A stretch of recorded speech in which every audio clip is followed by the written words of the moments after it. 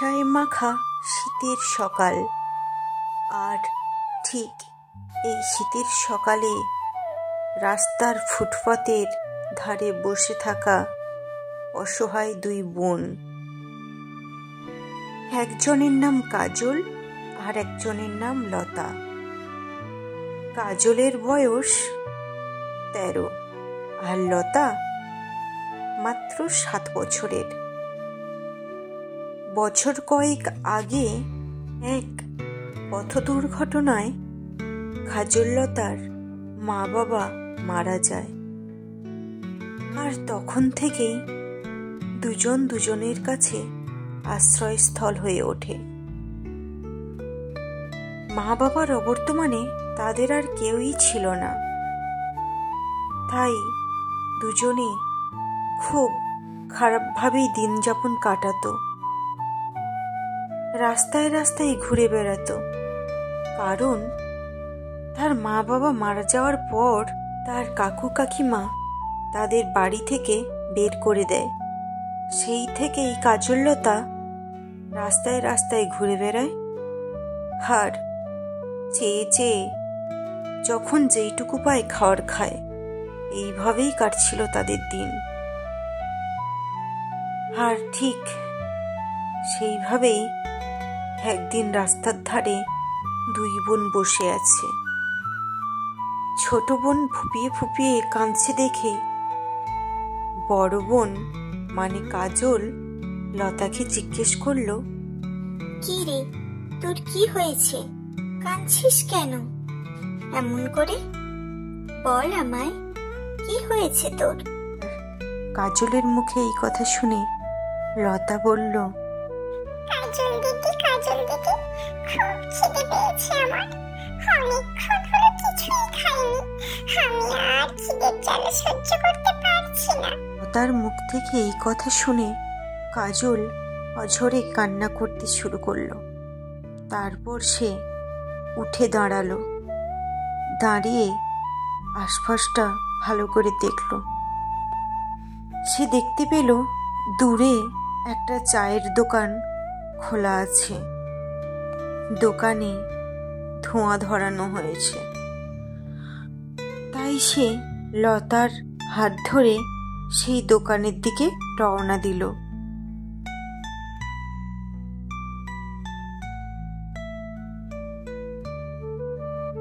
তারা এসে দোকানের সামনে দাঁড়ালো। আর এই দোকানদার কাকু খুব ভালো মানুষ ছিলেন, যখন তখনই ওদের খেতে দিত।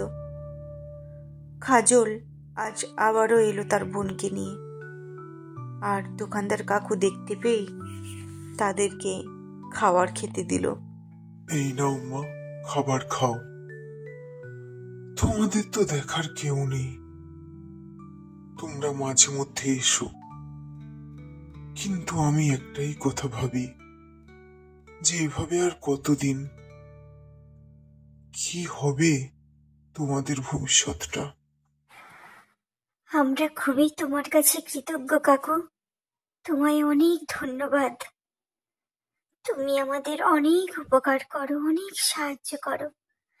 এত চিন্তা আমাদের নিয়ে করো না কাকু। মাথার উপর আমাদের ভগবান তো আছেই। ভগবান প্রত্যেক দিন কাউকে না কাউকেই তো আমাদের সাহায্য করার জন্য পাঠিয়ে দেন। দেখা যাক না এভাবে ঠিক কতগুলো দিন আরো কাটে। ভগবান যা চাইবে তাই হবে, আর ভগবান যেটা করবেন ভালোই করবেন। আসি কাকু। এই বলে কাজললতা ওখান থেকে বেরিয়ে যায়। তারপর কয়েকগুলো দিন কেটে যায়। একদিন কাজললতা রাস্তার ধারে বসেছিল, আর ঠিক তখনই ওই ফুটপাতের ধার দিয়ে এক বৃদ্ধা যাচ্ছিল। সে ওদের দুই বোনকে দেখে ওদের সামনে গিয়ে দাঁড়ালো। তারপর বৃদ্ধা ওদের কাছে গিয়ে ওদের জিজ্ঞাসা করলো, এই যে বাচ্চা, তোমরা কে? এখানে একা একা কি করছো? বৃদ্ধাটির মুখ থেকে এই কথা শুনে কাজল মাথা নিচু করে বলল, আমরা একা, সত্যিই একা। আমাদের কেউ নেই, কোথাও কেউ নেই, তাই আমরা এখানে বসে আছি। আজ এখানে তো কাল ওখানে। কাজলের মুখ থেকে এই কথা শোনা মাত্র বৃদ্ধাটির খুব মন খারাপ হয়ে গেল এবং সে ওখানেই কান্না করতে শুরু করলো। তারপর বৃদ্ধাটি তাদের দু বোনকে বলল, আমারও কেউ নেই, আমিও বড়ই একা। তোমাদের বলি বাপু, কিছু যদি মনে না করো তো তোমরা আমার সঙ্গে আমার বাড়ি চলো।